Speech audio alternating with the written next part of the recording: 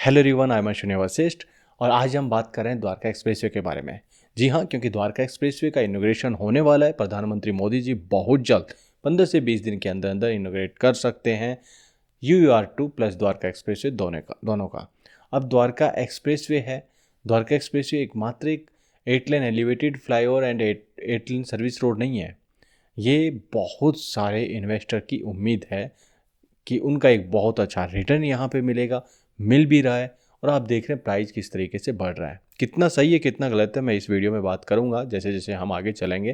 ज़्यादा बड़ा वीडियो नहीं बनाएंगे, पूरा वीडियो देख लेना, शेयर कर लेना अपने दोस्तों के साथ, कलीग्स के साथ, यदि आपको लगता है कि करना चाहिए। मैं इसकी यदि स्टार्टिंग इनिशियल फेज़ की बात करूँ तो जैसे प्रोजेक्ट अनाउंस हुआ था, बहुत सारे इन्वेस्टर्स ने यहाँ पे इन्वेस्ट किया और 2-3 साल काफ़ी अच्छा चला। कुछ लोगों ने प्रॉफिट में भी अपनी यूनिट सेल की।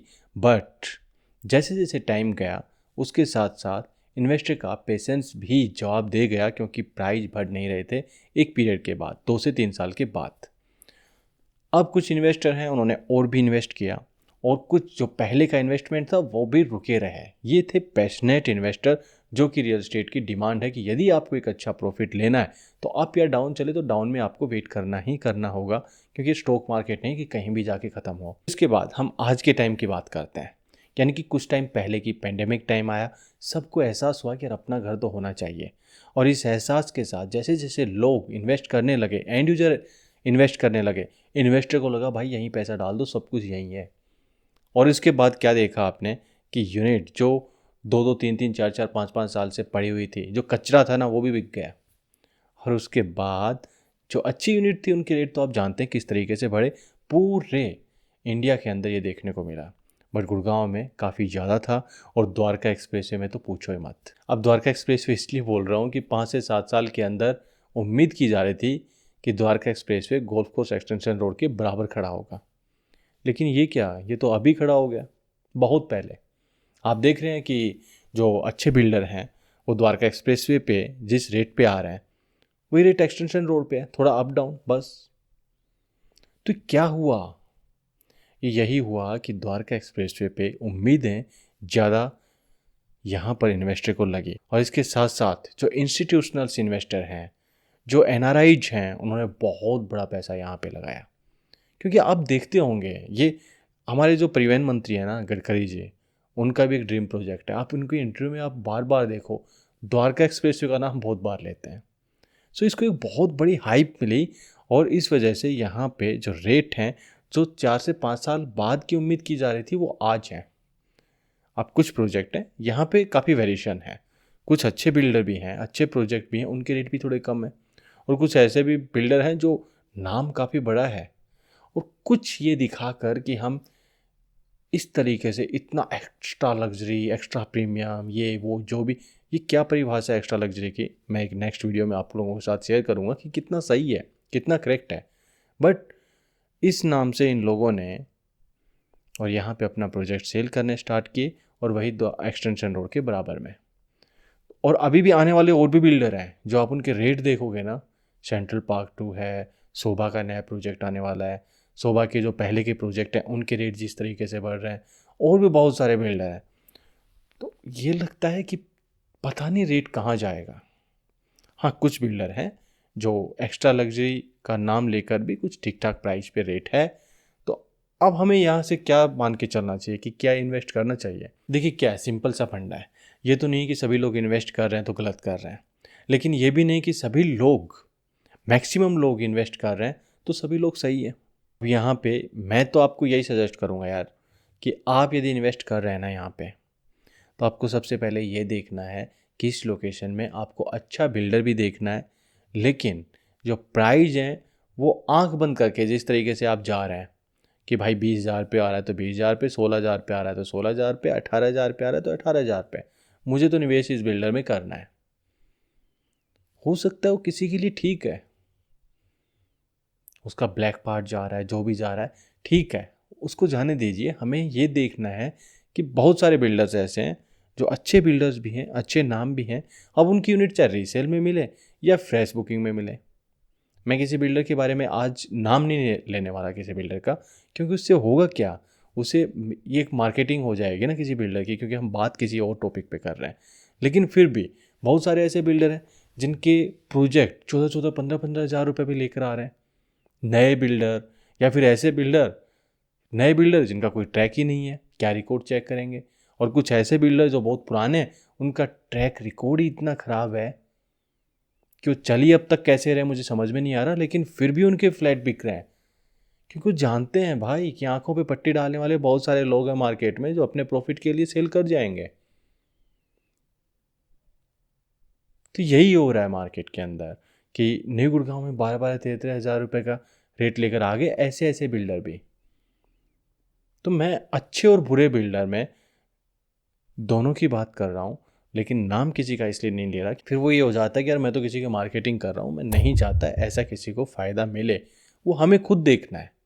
हम एक जनरल बात कर रहे हैं जो हो रहा है मार्केट के अंदर।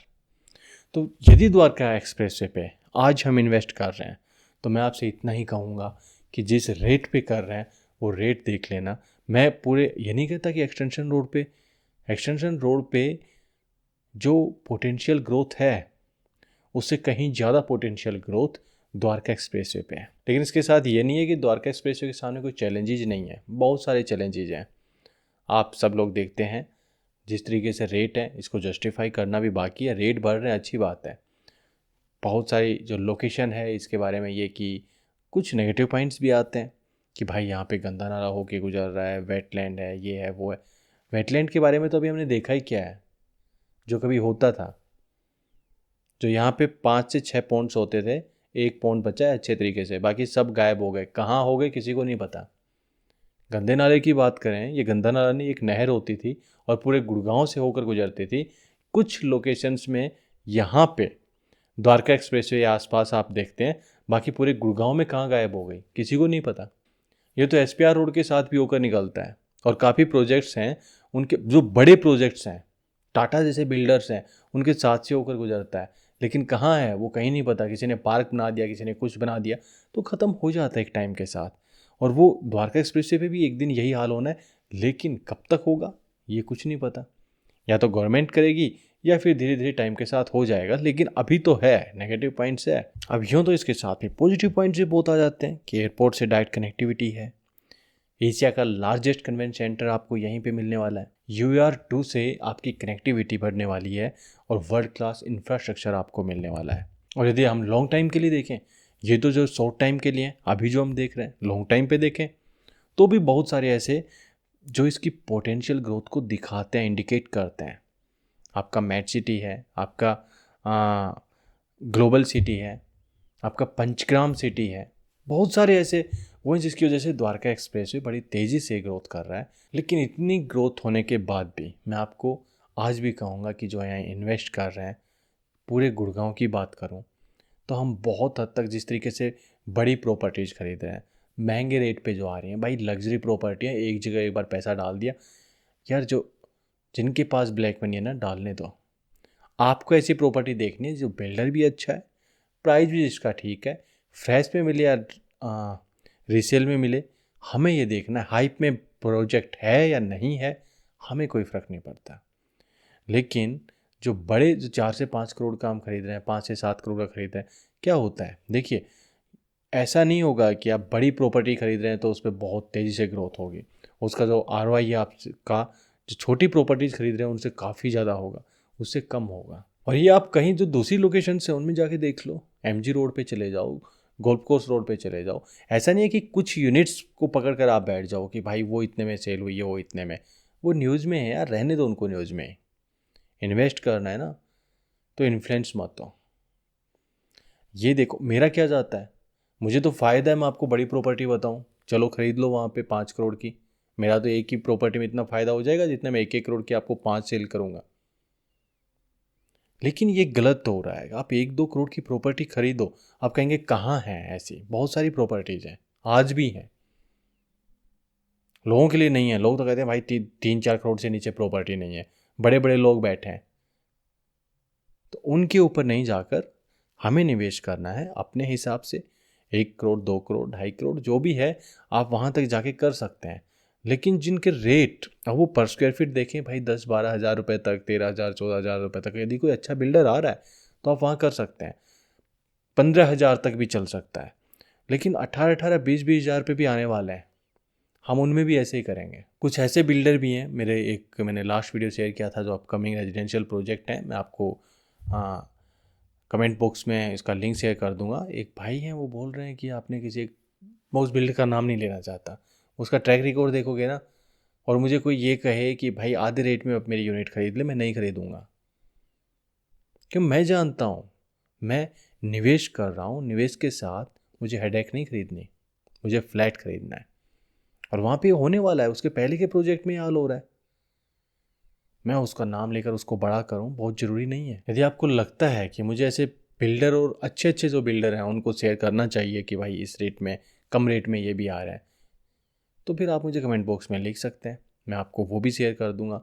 लेकिन मेरी गुजारिश है कि आने वाले टाइम में निवेश है वो सही तरीके से करें, चाहे वो द्वारका एक्सप्रेसवे हो, चाहे वो गोल्फ कोर्स रोड हो, एमजी रोड हो, एसपीआर रोड हो, कोई भी लोकेशन हो। मैं गुड़गांव की बात कर रहा हूँ आज। तो आज के लिए तो इतना ही था। नेक्स्ट टाइम हम किसी दूसरे टॉपिक पर बात करेंगे। तब तक के लिए थैंक यू वेरी मच।